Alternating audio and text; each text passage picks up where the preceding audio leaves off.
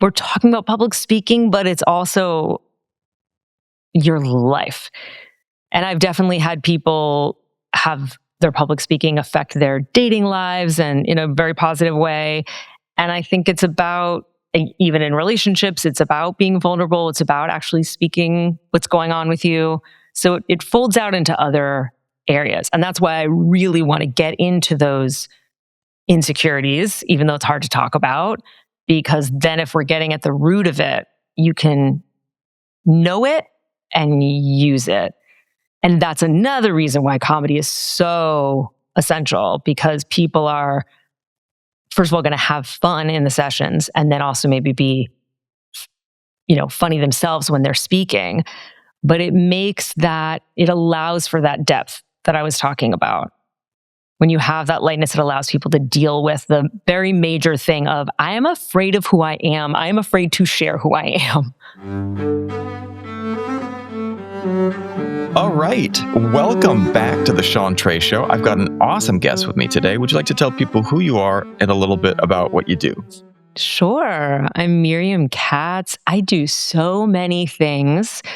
I think I'm mostly here to talk about public speaking coaching, and that is a huge aspect of what I do. I also perform improv, do on-camera acting, voiceover, and then I have a podcast. All of these things are interrelated. They're all very much about communication and human beings and curiosity.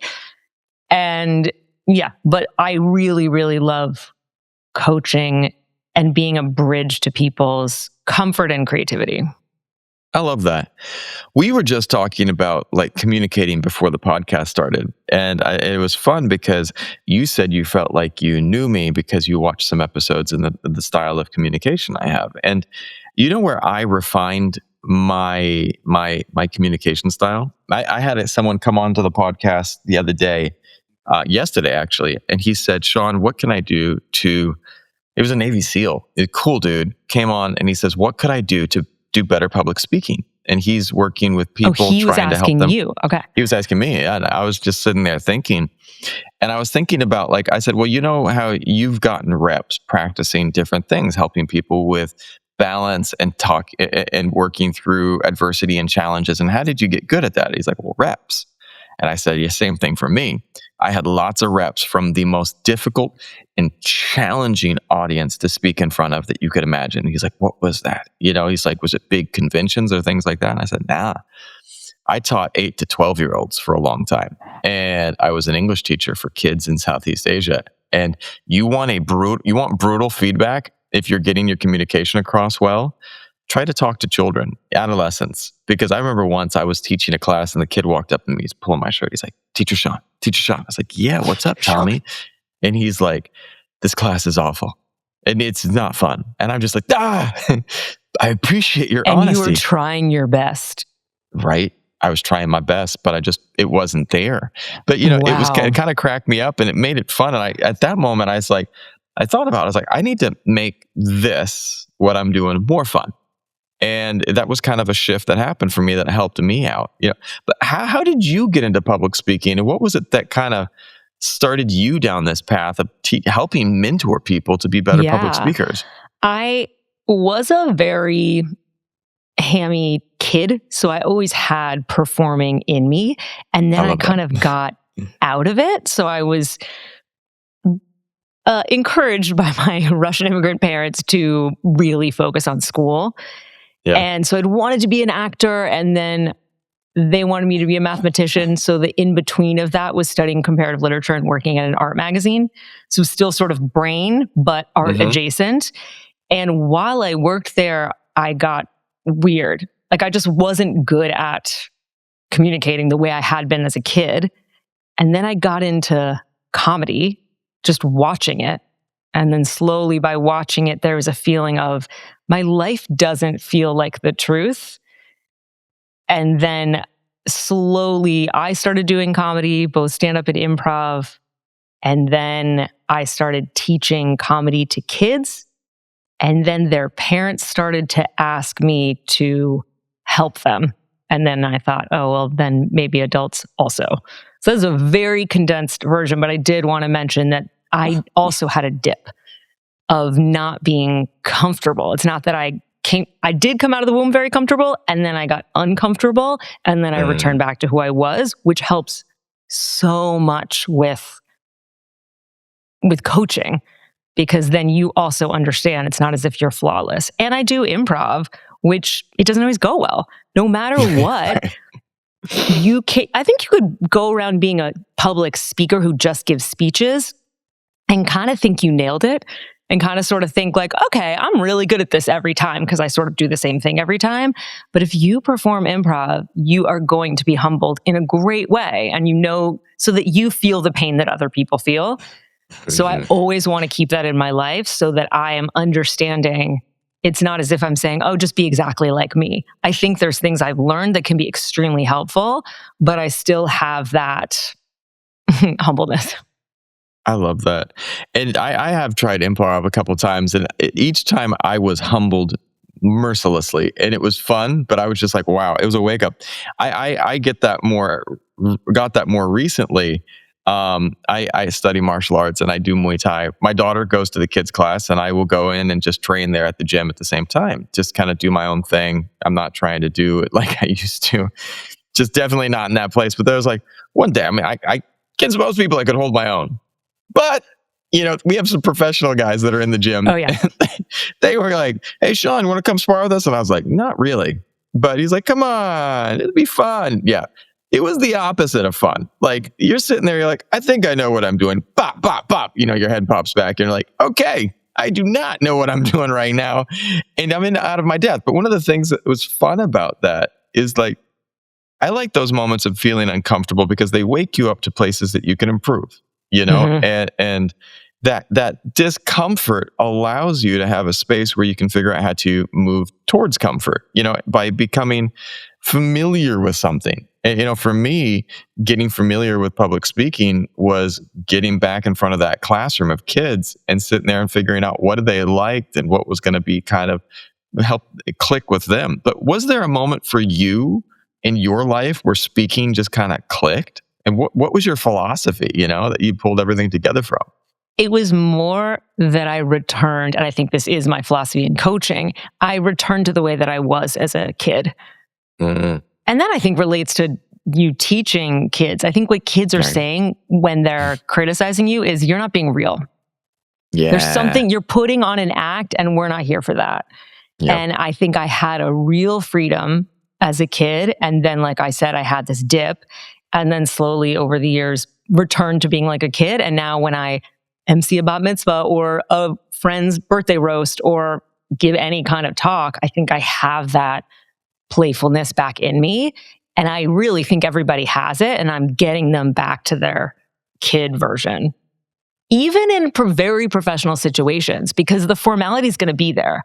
The microphone is there. The audience is there. There is going to be tension built in. So it's more important for you to be having a good time. I also think people see you having a good time, and then they're having a good time. And we're very mirrored.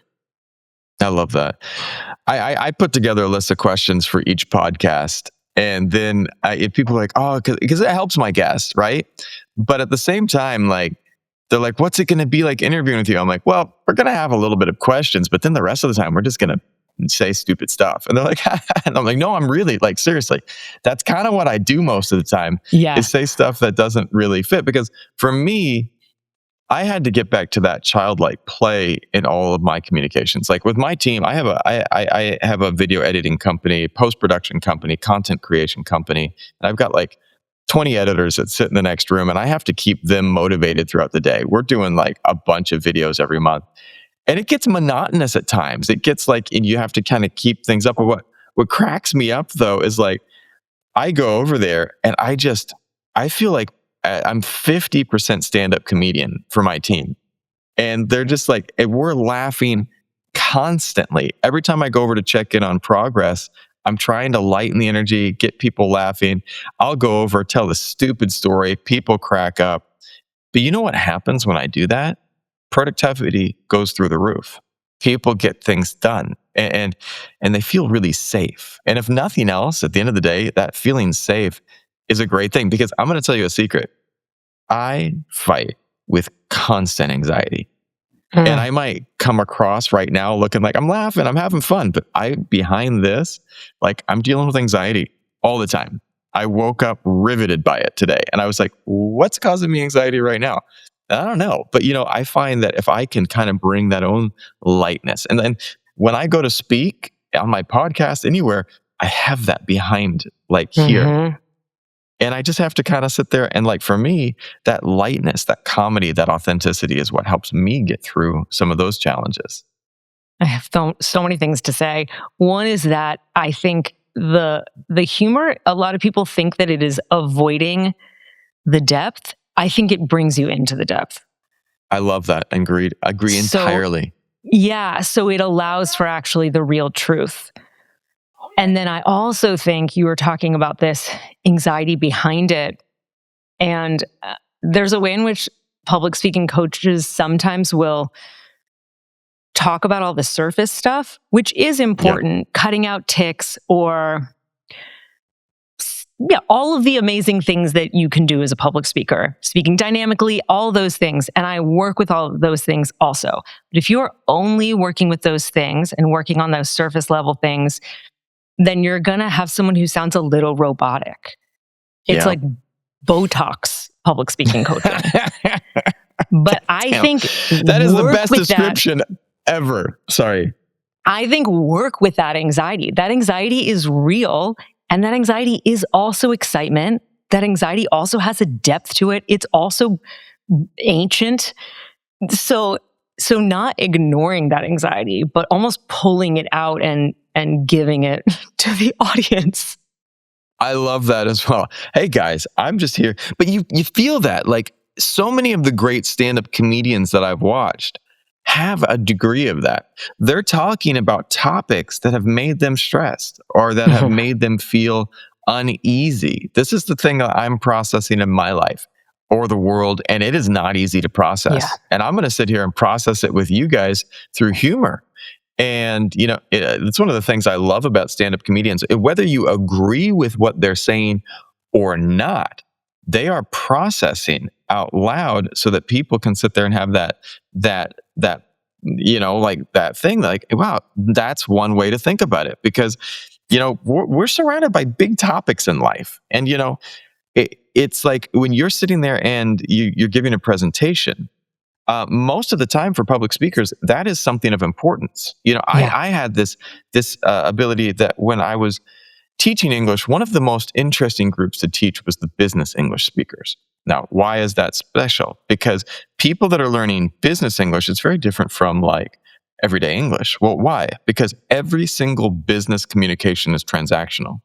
You are trying to get something from someone, whether that be closing a deal or trying to, deepen the friendship so that you can have some type of business thing. And so when you're teaching that, those people enter those conversations with a ton of anxiety. And it's interesting because you have to sit there and go, it's okay. How can we bring you back to remembering that you are an authority on this or you have information? Well, those people might be pretty motivated to get good, which is a great thing. Yeah, I think there's a way in which I actually do think this is preparing is one of the most important things you can do. And I do take public speaking seriously and I love it. And also, the primary mode of teaching is this is not that big a deal. And both of those things happen at once. So you're, you also understand that those business communications are extremely important. And then also, we're people, we're chilling. Yeah. And you can definitely hold those things at the same time. Right. And this is interesting. First of all, there's an interesting thing that a couple years ago, there was a pilot. I read this story. I got to figure out the details, but this pilot was flying into San Francisco, SFO. Now, SFO's got this really interesting approach where the runway is right up against the bay. And if you come in short, like you're in the water. And this pilot landed in the bay. It was like this thing. And this actually happened. When they interviewed him, they were like, what happened? And he's like, I messed up. I effed up. Like, it was just this radical honesty of like, I made mistakes. And there was like this thing where like, they were like, it was a high stakes situation, but this radical ownership, this radical, just like, it was honesty. It was authentic. He's like, yeah, he wasn't trying to make excuses. He wasn't blaming this or that. He was like, no blaming the wind. Yeah. No blaming the runway. No blaming the runway. It was him. And it was interesting because that authenticity actually helped him in the whole thing. Like people, that makes so much sense to me. Yeah. And like, because this is the thing that I come back to. Like a lot of professionals, when I talk to them, think they need to sound polished to be good speakers. Like they think they need all of this stuff. But you focus on authenticity instead. What does authentic speaking actually look like in real life? I think it's talking the way you talk to your friends as much as possible. And because your natural, that's the best version of you. It's your natural charm. And you speak like that because you're calm and you're having fun. So for me, that's the number one thing. You can add the polish by the content and by your own knowledge. Yeah. But it's just being you. And it's kind of you hanging out. I mean, I think the internet has broken that wide open because that's what people want on TikTok. They want the messiest. If I post something on YouTube that is a little polished or edited, it never gets as many views as if I'm just like, what's up? That is what people look at and want to see. And it's also, it just doesn't, it's you teaching those kids. Like no one likes experiencing that polished thing. And when people are giving toasts, no one wants someone to be reading off a page. Then you get the words perfect and you planned everything well, but someone would so much rather someone getting up and even stumbling, but speaking directly and using their emotion and being in the room. And not even necessarily, I think it's great to reference something that's going on in the room in that moment, but even just referencing the energy of the room and speaking to that audience in that moment as you would your friend at brunch.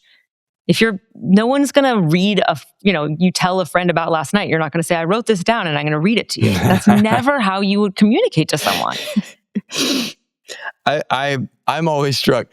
I'm going to throw a little bit of shade here at the like self-help spiritual like type teachers, because I find that hilarious. I would love that if more of those group were like, that's some crazy shit, and like they just talked in a way that was more natural, because every time I'll listen to one of those audiobooks and it's like, and Tom 100% breathed in deeply and exhaled. And from that exhale, he found inner peace. And I'm just like, dude, I want to talk to the guy who's like, all right, I'm here to talk to you about inner peace. And I'm just like, oh, wow, I actually believe this guy, And so I think that for me, one of the things that I love is just, you're right, talking to your friends. Last night, I have a financial podcast that I try to keep it as lighthearted as I can because money's terrifying to people. Yes. And I was talking to this one guy last night, and I don't know how the hell we got onto this topic. We went sideways, and I love that because it was an authentic conversation. But I started talking about how I met my wife, and one of the things that endeared us to each other was that I rescued her a puppy after her puppy passed away. And I went to the rescue, and I was looking at a Dachshund rescue, and I went there, and they had this adorable little pup, and I was like, is this a Dachshund? Doesn't look fully like a Dachshund. They're like, no. Totally a Dachshund. I was like, are you sure? I mean, I'll rescue it anyways, but like, is this a Dachshund? And they're like, 100% it's a Dachshund. It was not a Dachshund. It was some other type of dog that became this wonderful, beautiful puppy, and we loved him to pieces. But like, when I told that story, like, this guy was rolling, and like, he was just laughing his butt off. And you know what? We were able to get to a much deeper level of conversation about money than we would have been able to if we had stuck to the script. Yeah. I mean, I think you need to be where you are. Yeah. Right. But like, let me ask you that, because it was like improv for me, because I go off script all the time. And it's kind of like my own improv in the conversations. You use improv in your coaching. Like, what does improv teach people about communication that like traditional presentation, like training misses? Yeah. And I, by the way, like some of the traditional, I'm very familiar with and utilize some of the traditional exercises and focuses. Nice. And then on top of that, I think people don't know how good they are. I love that.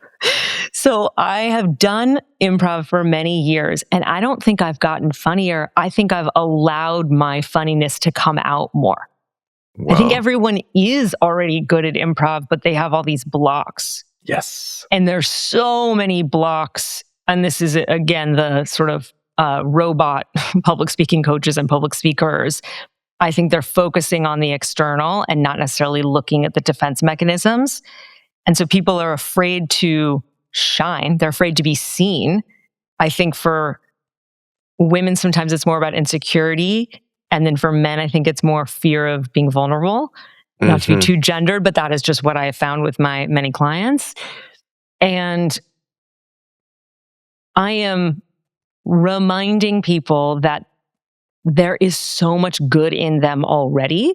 I had a client who had a lot of trouble with public speaking, and I had her come up with a commercial on the spot. And then to sing the jingle. And she just did it. She just we were in the middle of doing a bunch of things. I tend to stack things up and just do one thing after another and not talk about it too much till the end. And so she'd already done 3 or 4 exercises. She was in the zone and she did it. And then she was shocked afterwards. That's awesome. She was really good and it was quite a funny moment.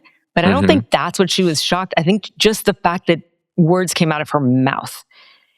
And I think you can very quickly, when you're asking someone to do a bunch of improv exercises, you can allow someone to feel how much, not just it's as good as when they plan, it's actually better. It's in terms of public speaking. It's funnier, it's more interesting, it's more you, it's more in the moment. So it is so important to trust yourself. Because even if you have a script, a lot of people don't trust themselves. So it's this feeling of, I'm already smart and interesting and funny, and people want to hear me speak. A lot of it's about trust and confidence. And if you do enough improv, you realize that just over and over again, you have made stuff up. And it's been pretty good. And then even when it's bad, you don't have to freak out about it because, first of all, it was made up, but also you know you've been good before. So that for me is the reps thing. It's not, again, about getting funnier. It's about being free and knowing that the thing inside of you, it's partly coming out of you. It's also partly channeling.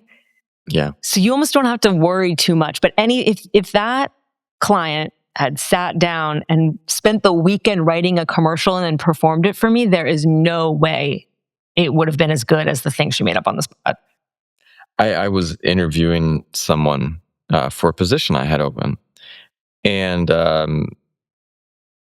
we were in this conversation, and I could see her going like this, and I was just and I was like, okay, she's reading. Can the you script. imagine if I was doing that right now? Oh my god! And I said to her, and I was like, and I was just like, I got to get this person out of this cycle, and I was like, out of loop. What's your favorite food? And she's like, stopped, eyes. I like this. And then she started talking about her favorite food. And I was like, cool, I got you off your script. And she's like laughing. She's like, why are you doing that? I was like, I just want to hear you talk. You know, you're coming in for a position that I need to know that you can have that ability to kind of improv and kind of have that ability to kind of think on the spot. And I don't want someone who's able to, go off scripts well. I need someone who's able to talk to me and give me their feedback and thoughts. And it's interesting because I think that there was a lot of nervousness. And I think that for a lot of people that I've met, one of the most common, not mistakes, but challenges they see is like that self-doubt. Yeah. And, and I see that so often with people that I work with. But you've worked with everyone from tech teams to C-suite executives. Like, what is the most common speaking mistake or challenge you see across all of them? I think it is that not trusting yourself. I think that's it. Yeah. And the feeling that perfection is better when imperfection is in fact much better, and vulnerability is much better. Yeah, I think that's exactly it. And it's so You can know that theoretically. Mm-hmm. And a lot of people who call themselves, I, by the way, love public speaking coaches, have so many public speaking coach buddies. I do find a lot of public speaking coaches to be very, very caring. I will say there is a strain of people who call themselves speaking coaches and they're really writing coaches. They focus so much on the content because that is actually easier. That's a formula and it doesn't require the person you're working with to be vulnerable. But I think you focusing on the performance is, it's a psychological, therapeutic endeavor. And you're getting into that, showing people how to share themselves and be vulnerable. So it is, we're talking about public speaking, but it's also your life. And I've definitely had people have their public speaking affect their dating lives and in a very positive way. And I think it's about, even in relationships, it's about being vulnerable. It's about actually speaking what's going on with you. So it folds out into other areas. And that's why I really want to get into those insecurities, even though it's hard to talk about, because then if we're getting at the root of it, you can know it and use it. And that's another reason why comedy is so essential, because people are, first of all, going to have fun in the sessions and then also maybe be, funny themselves when they're speaking. But it allows for that depth that I was talking about. Yeah. When you have that lightness, it allows people to deal with the very major thing of, I am afraid of who I am. I am afraid to share who I am. So true. My wife is a famous singer here in Vietnam, and she's so good at singing in English, so good at singing in Vietnamese, speaking in Vietnamese. But when she goes to do public speaking in English, she gets really formal. And recently she had to read this, for Christmas, they had her come in, one of the international choir, and they had her read the story of the snowman. It's a British thing. I didn't know about this growing up in the US, but I guess it's like their version of like the Christmas thing that they watch every year. They're like, we don't know what it'd be equivalent for you guys in America. It was like kind of like Home Alone. I was like, well, that's kind of a weird reference, but it's something that they watch every year, and it comes and it's this narrated story. And she was reading it, and it was very like dry. And suddenly I had to say, and I tell her this every time she does public speaking in English at a different events and shows, I was like, talk like you're talking to either me or our daughter. And she's like, well, it's going to be way more relaxed and not sound as professional. I was like, but people are going to like hear it and feel that authenticity. You do that in your own language, do it in English as well. And she did that for this time. And it was, it was like something that was really powerful, because she had been terrified of speaking in English, even though she's so good at it. And we speak English to each other all the time. But she was able to kind of bring out that authenticity, and it changed her. She felt this change. And then after that experience, it's been much easier for her. But do you have any stories about someone who came in terrified of speaking, and what changed them for them through your process? What's so amazing is that it's so different for each person. So I have a million trillion exercises, but it's so fun to unlock it together. So some of it is that I have people film themselves and I never watch it, but they have to watch themselves and self-assess. And then I also am observing the things that they're doing. So basically everyone I work with, in a sense, is terrified when they come in. And it's just figuring out different things. There's somebody who rolled his eyes a lot. And I hadn't come upon that before. I've come upon ums and likes, very common. Rambling, super common. Monotone. So there's all these things that I'd seen many times. And all those things there's still so many different ways everyone's their own animal of how to attack those things, and like outside in and inside out. So figuring out what the discomfort is with being seen, and then also just doing a lot of reps without saying the word and playing with dynamism of tone and speed and volume. But in this case, it was very hard because he wasn't aware of it. But then when he was aware of it, it actually did cut down by 30%. But that is not enough. I mean, it was beginning of the sentence, middle of the sentence, the end of the sentence. I mean, it was constant, and it was a real discomfort. Tics aren't just random. Yeah. It's him not wanting to be watched. But in his case, he was, his job was on the line. That actually happens to me quite a bit, is that people, they hire me, or even it has happened a couple times that their boss or their manager has hired me and said, this is it. Like, because I really like this person and they're really good at their job, but their job is forward facing. They need to be better at speaking on the fly. And that, I actually don't even find that nerve-wracking. It's more just extremely exciting that I can change people's lives. So I really like working with people who are uncomfortable and getting them from uncomfortable to comfortable, rather than a polished speaker who's trying to go from great to extra great. I really want it, because that is when you can, really transform someone. And with him, his consciousness, again, it got him a certain level. Practice got him at a certain level. But there was one time that I was preparing him for a quarterly report presentation, and he started talking about a particular ad that they were working with. It was an insurance ad. And he was talking about life cycles, and he just got kind of emotional. He just was feeling it. He was talking about graduation, and then he was talking about weddings, and he talked about funeral. And it was all in the context of talking about an ad. He was not talking about his life exactly, but he was talking about something that was really important and was a vulnerable thing to talk about. And he was very different. I mean, this is like a tough guy, kind of like a tough macho dude.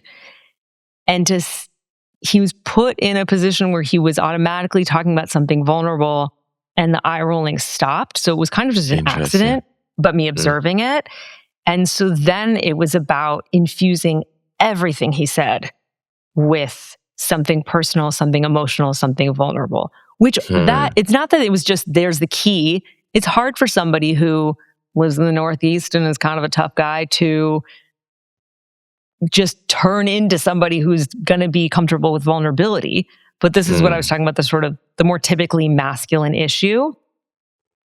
You don't want to engage with your vulnerability often, or you haven't been socialized to do that. And so it was really about, every time he was talking about himself, it didn't need to be that he was talking about his fears, but just talking about how late he was at the office, or truly anything related a little bit more to himself. And I would have him put his hand on his heart, which made him feel really weird, but it helped a lot. And then slowly he trusted me more and more in this specific endeavor, and he stopped. Because it was really about, okay, because rolling your eye is saying, I don't care. It's saying, don't look at me. I don't care. This is stupid. Yeah. And if that's your issue, he did care. I knew he cared. Everybody cares. So it was about getting him to soften and infuse what he was saying, even if it's about some ad. Anything he was talking about in terms of work, it's getting it to be a feeling, truthful thing. I love that. It's there's deep work when you start working on public speaking. It's not surface level stuff. Like, there's stuff that's going deeper. And it's interesting because for me, in my podcast, all four of my podcasts, I have 4 podcasts. I'm a bit neurotic like that. I've got one that's the Chantre Show. It's just about trying to I talk to people so I can learn how to be better myself in different ways. Growing Money is all about becoming better financially. Full Battery Media is about me sharing the stuff I've learned about content and talking to other people that are making it, because I love talking to people who use content to make the world a better place. And the more conversations we can have about that, the better. And then finally, I talk on my Perils and Roots podcast is because everyone needs to relax sometimes. And I love a good glass of wine. So I started doing a wine podcast. But, they were all personal to me, and they had a reason for being, and it allowed me to kind of work through some of my own stuff that I carry. But I want to ask you about your podcast, X Appeal. It's such a bold concept. Like, what inspired you to create it? And what have you learned about communication from interviewing your exes? Let me tell people what the podcast is. For X Appeal, I am interviewing every single person I've ever been romantic with on any level. The first person, not the first episode, but the earliest person is a boy I went on a date with in the 5th grade. We did not even hold hands. And then people that I dated for many, many years. And then people, one night stands, truly anything. And I've interviewed 15 people, and I'm aiming for quite a few more. And wow. Okay. The inspiration was feeling like I needed to process and get closure. And then I was talking to somebody this week, and I used the word closure, and he said, yeah, closure and also healing. And then I realized that I could one-up even that. So I don't always talk about that. But the one-up of healing is loving. So having the opportunity to love them and give them love one more time before one of us dies. Because in some cases, I haven't talked to these people in many, many, many years. Yeah. And so, the 5th grade person I hadn't talked to in 30 years. And it has been, it's been very, very deep. And there has been a lot of healing and a lot of closure and a lot of love exchanged. It has felt so good. I didn't totally know why I was doing it. And I feel very, very lucky that I even came up with the idea and that people have said yes. And then in terms of communication, I'd say there's a couple of things. One is there is some embarrassment, not really sometimes in the conversation, but more in asking people to do it, because there's this possibility of rejection for somebody that I either dated or was physical with. And so that something being embarrassing or potentially embarrassing is worth it. I've had to go back and ask people a bunch of times to get them to say yes. So just the fact that embarrassment is worth it has been for certain things, has been a real part of this process. And then the other thing is I come in and am honest and am vulnerable, and I have a pretty good memory about a lot of these things, and that's okay that I maybe remember more than the other person remembers. And then they hear me being that vulnerable, and then they do it back. I mean, 201, it has happened that people at the beginning are a certain way, usually very jokey, which is fine. I love having fun, obviously. But then by the end, there's a depth there. And I've had a couple people in my first season that were almost icy at the beginning. And didn't remember anything or acted like they didn't remember anything and were at a distance and did not seem particularly comfortable or in their emotions. And then both of those people who I felt like were particularly icy ended up crying and really opening and really, softening into the conversation and the connection. It's interesting because you think about that, the people that we connect with on some type of romantic level, and some of them we stay in touch with, some just drift away. But yet there's this, it's interesting because I thought about when I started looking into what it would be like to interview some of my exes or people that I had been, romantic with. And there was definitely a feeling of discomfort, of how would that look? How would it look? What would happen? But one of the things that I'm reminded of is this clip that I saw of this woman, and she was doing this art exhibition, it was like a real life art exhibition or something. She was sitting there, and there was a chair in front of her, and people were able Marina to come. Abramovich. Yeah. Yeah. Do you know tell me a little bit about that. Do you know a little bit She's about that? She's a performance artist. She once spent a year connected to her partner, so they had to be in the same space for an entire year.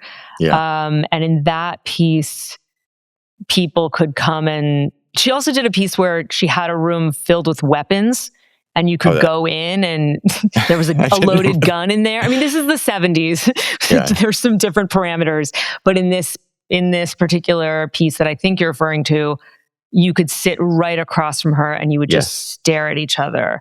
And the big moment in that is that partner that she was no longer with, who she hadn't seen in many, many, many years, showed up to the Museum of Modern Art in New York. She didn't know he was going to be there. And they, in front of a crowd, stared at each other for a very long time and cried.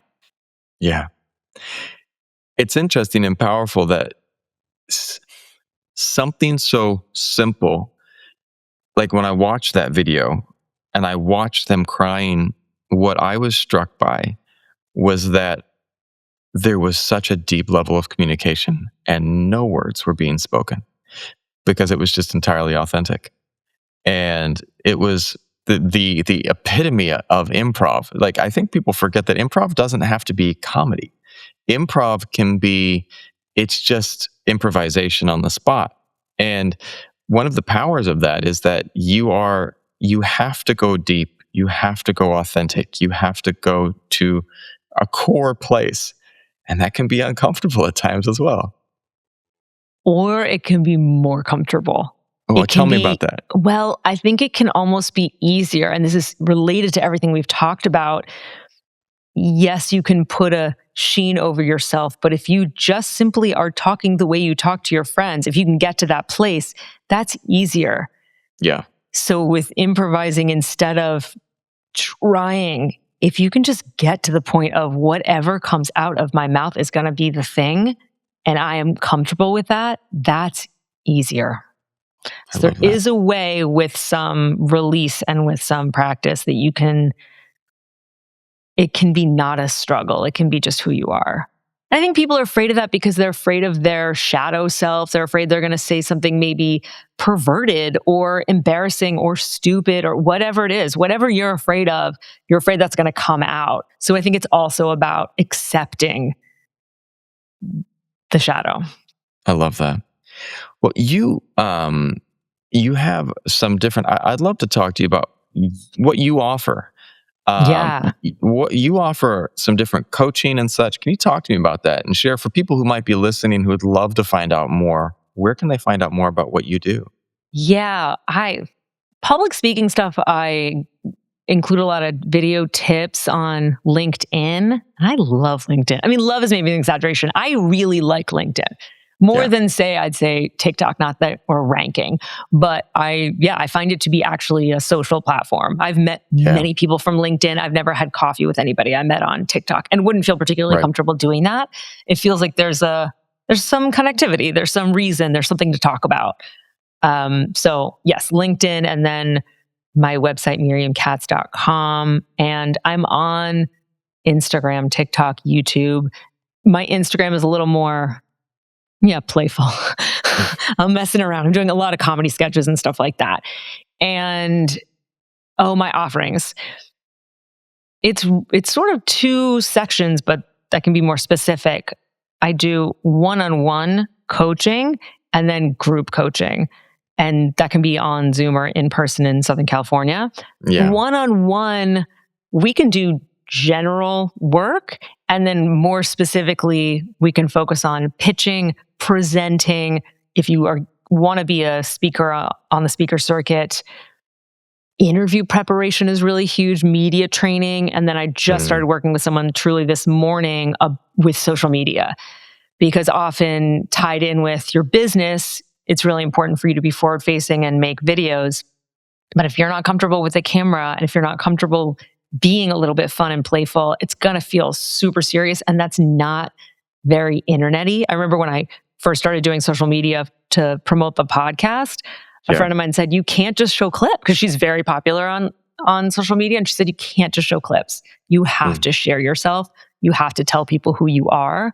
So allowing people the space and all those one-on-one things, I work a lot with improv, again, classic public speaking techniques, and then even acting techniques. So if you're trying to rev up your humor, we'll do a scene from The Office or Schitt's Creek just to get the funny in your mouth and also to Yeah. have you feel the experience of doing a funny thing. And then that kind of reminds you of the ways in which you're funny. And then we'll do very simple to start improv exercises for me to get a sense of what your sense of humor is so that I can pull that out of you a little bit more. And then, panel prep will go. People don't really know that preparing can help you so much with nerves. Yeah, right. So I'm so obsessed with improv. I love it so much, but I was working with someone on panel prep today and she'd never done a panel. And I said, okay, let's look up all the other people on the panel and later try to watch them on video and let's run through the questions. I think she just didn't quite know that. I mean, I think people don't know that with wedding toasts either.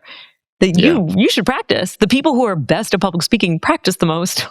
Yeah, they really do. And then group wise, I do group improv classes.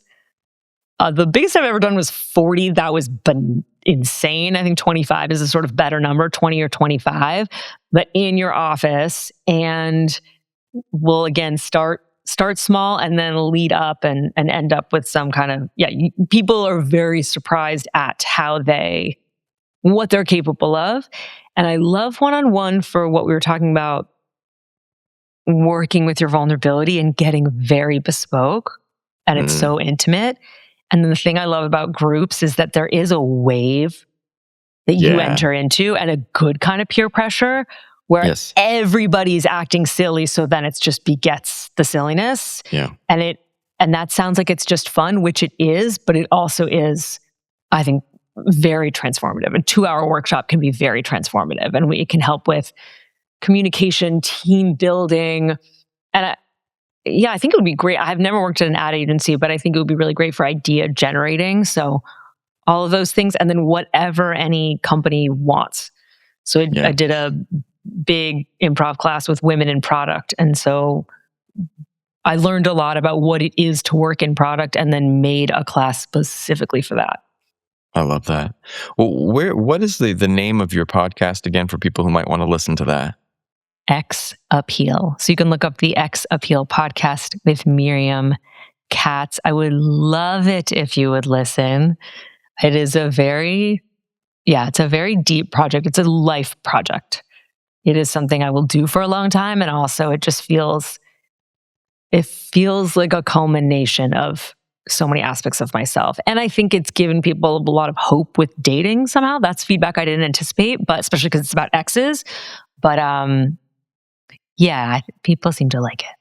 That's awesome. Well, can I ask you one last question, just to give people a little last tidbit? For someone who's listening who has a big presentation or interview coming up, what's one mindset shift that can change everything for them this week? Okay. I think have fun is probably the biggest thing. I think we touched on this a little bit, the poles, the light pole and the depth. And I think if the night before you can watch a comedy special and then right before listen to really emotional music. So both feel like it's not that big a deal. You're a person, you're hanging out. This is not a thing. And then also it's very beautiful that you're sharing yourself. I feel like having those things in one, that's why I love a dramedy. It allows that emotion to come through. The humor allows the real truth to come through. So playing with both those things at the same time, I think is very effective and helps you remember to be a person.